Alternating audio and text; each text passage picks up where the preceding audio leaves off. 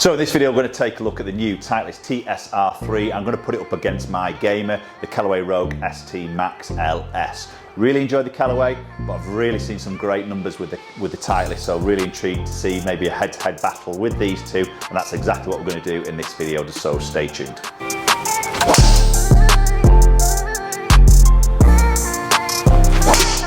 That's an absolute cracker.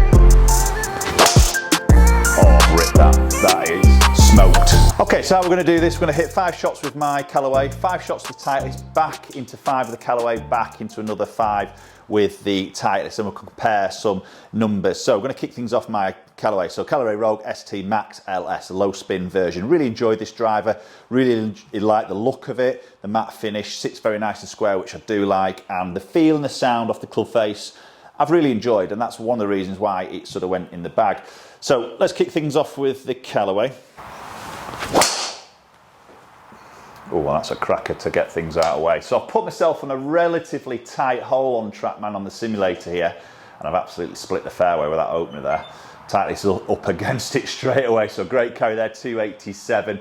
Just been working a little bit on my strike a tiny bit, maybe seen videos where maybe just see my miss a little bit low in the face. I'm just trying to get my launch up a little bit more. So I've got this set at 9 degrees, set as 9 degree, and currently I'm using the Tensai White, the AV series, which is 75 in an X Flex.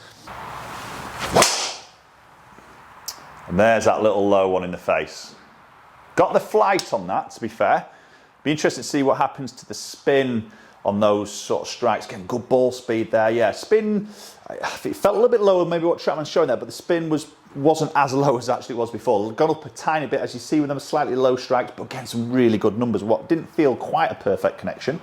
And obviously, the big thing we want to look at here is dispersion, don't we, and consistency. That's always a big thing for me, you know, when I get out on the golf courses, then just getting that consistency, trying to get away from maybe a couple of erratic ones that can tend to sort of creep in for me. So, you know, yes, distance is great, maxing it out, but also then getting that dispersion. You know, at the end of the day, hit more fairways, we're going to shoot lower scores.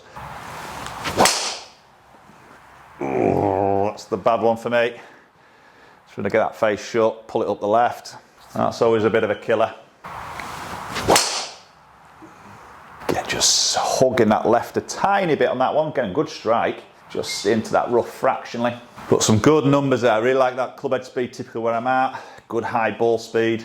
Getting that launch for me. If I get that launch, that strike a little bit high up that face, that low spin, that's when I mean, it's a great carry there, 290. It's one of me. Pretty maxed out really for me when I get into those sort of numbers. Oh, that's a toey one. Feel that.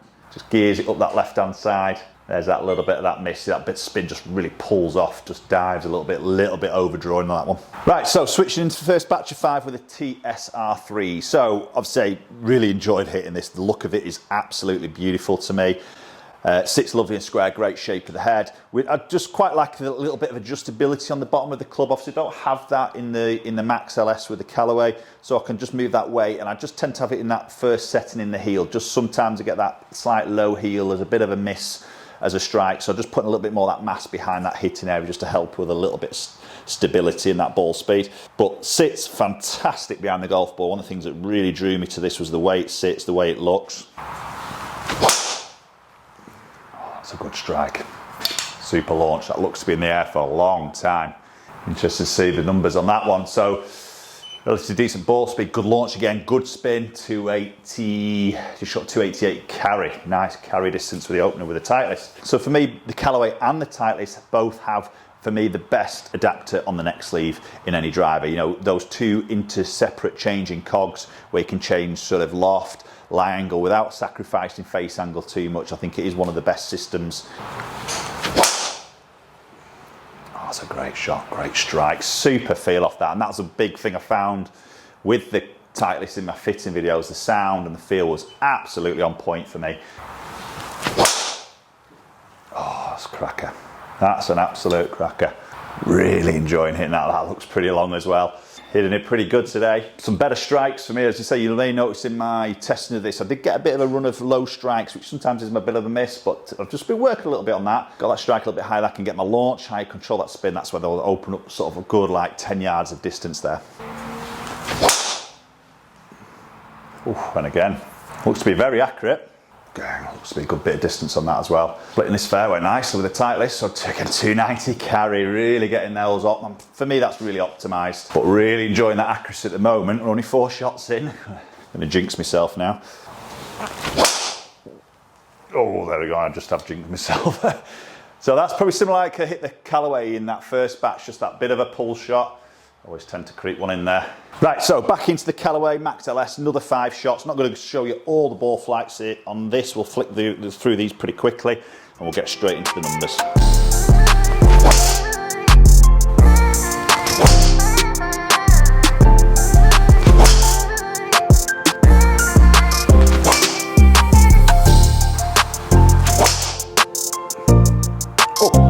That's a good shot, that's a good strike. That felt really good. Good ball speed, good spin. There's into that nearly 290 carry. Okay, so there's the final one with the Callaway. Final 5 with the Titleist coming up. Oh, I've ripped that. That is smoked, as they say. Let's have a look at the numbers on that one. Really good, sort of pretty accurate tee shot. Oh, there we go. There's some good numbers. So, well, just shot 167 ball, good launch, low spin, 293, longest carry so far.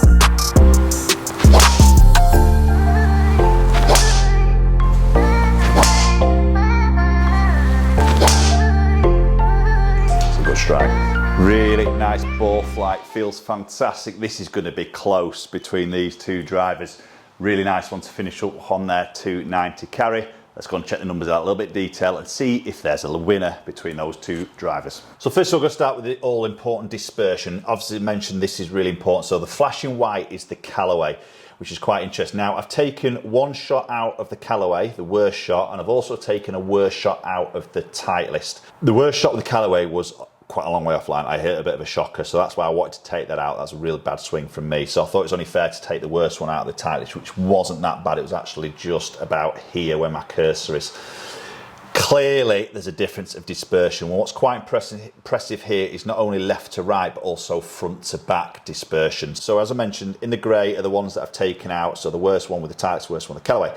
So the averages now you can see 113.7, 113.2 clubhead speed, ball speed, pretty identical there. Launch, you can see just a little bit higher on the launch with the Titleist. We'll look at strike patterns in a minute. Spin, pretty identical there, and a total carried distance, you can see 289, but a real tight dispersion from front to back, which is pretty impressive, I think, because the strike patterns we're going to show you in a minute is very, very similar. So you can see I'm going from 285 to 293, so there's only 8 yards from the shortest to the longest there, which is pretty impressive. Good land angle, smash 146. So Callaway, you can see smash very similar. Maybe that launch just a bit lower with a similar spin. You can see obviously that's going to drop out of the sky a little bit quicker, but you see the difference is now from my shortest one at 271 to my longest at 290. See, there's nearly 20 yards difference from my shortest to my longest on those batch of shots. So strike patterns, to be fair, they're both pretty good. So this was the Callaway heat patch on all of those 9 shots, because I've taken one away. And then watch when I move it to the Titleist, you see it just gets a little bit more concentrated, a tiny bit higher in that club face, which is where I got a slight bit of help with that launch. So the Callaway one, Titleist, see just a tiny bit higher, helps with that launch, controls the spin. There's the extra yards. So conclusion of that particular test, you know, if I could get the strikes exactly the same, and they weren't a million miles away, they were, but if I could get them exactly the same, the Callaway would probably be up there with a distance number with the Titleist. But the consistency and the accuracy of the Titleist for me was a clear winner there. You know, as I mentioned, front to back, but also left to right. So conclusion, is the Titleist going to take a Callaway into my bag? There's a good chance it can do. Love the look of it, love the feel of it. The performance numbers were really good there. It's a tough one. I'm going to do a little bit more testing. I'm going to sit on the fence on this one a little bit, but it's a real contender. Post comments down below. Let me know your thoughts. Should I be putting that straight in the bag, or should I do a little bit more testing and give the Callaway a little bit more of a chance? Post comments down below. Love to hear your thoughts as always, and we'll look forward to seeing you very soon.